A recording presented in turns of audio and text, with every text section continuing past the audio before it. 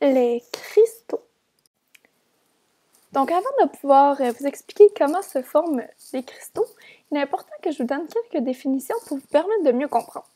La première définition, c'est la définition du mot magma. Donc, le magma, c'est un mélange de matière minérale fondue à température très élevée. Donc, c'est comme le coulis orange qui sort des volcans qui est très, très chaud. C'est ça, le magma. Ensuite, les gemmes, ce sont des minéraux extrêmement beaux et rares. Ce sont des pierres qui sont semi-précieuses. Il existe également 4 pierres précieuses, soit le diamant, le rubis, le saphir, ainsi que l'émeraude. Je vais vous expliquer comment se forme la cristallisation. Donc, c'est un changement d'état d'un matériau liquide, donc le magma, qui devient solide. Il se transforme en cristaux.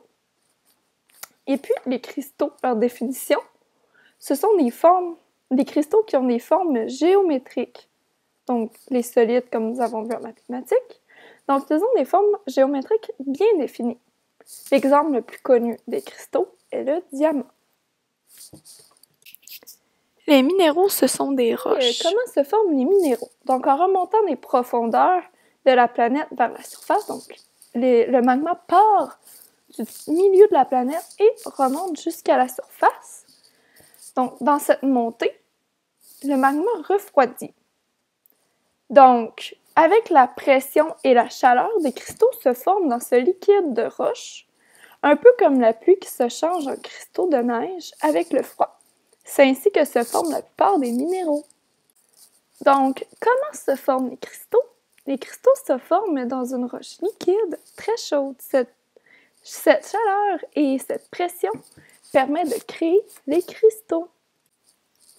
Maintenant que tu as fait l'expérience des flocons, je crois que tu aimerais bien comprendre comment se forment les cristaux sur ce flocon.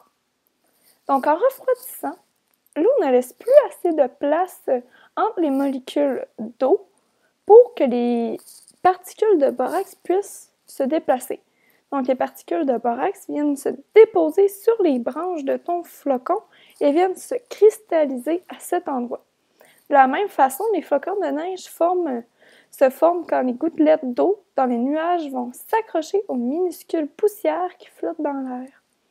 Bien sûr, il doit faire assez froid pour que celles-ci gèlent et se fixent les unes aux autres pour former un flocon. Comme les flocons de neige sont formés de glace, ils fondent lorsque la température augmente au-dessus des 0 degrés Celsius. Mais le flocon que tu as fabriqué est composé de cristaux de sel. Alors, tu peux le conserver et tu peux aussi l'utiliser comme jolie décoration.